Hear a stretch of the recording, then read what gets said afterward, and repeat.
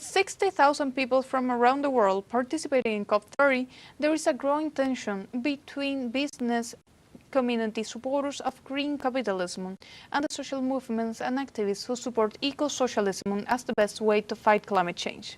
Our correspondent Brian Mier has more details.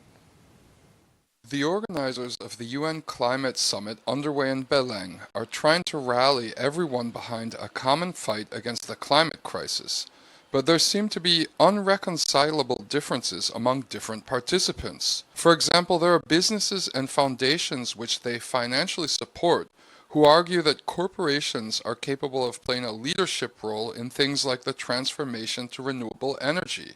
Many activists disagree.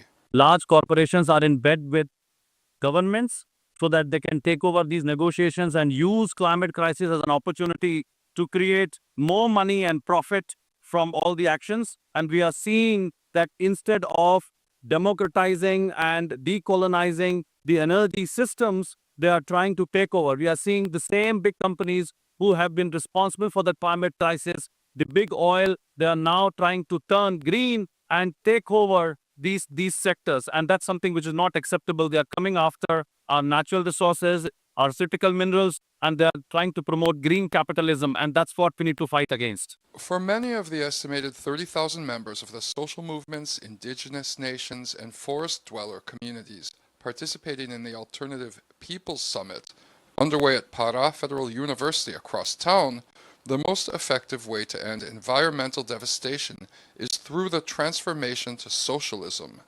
A crise ambiental é uma expressão. The environmental crisis is an expression of the destructive and predatory mode of production of capitalism. Capitalista, né?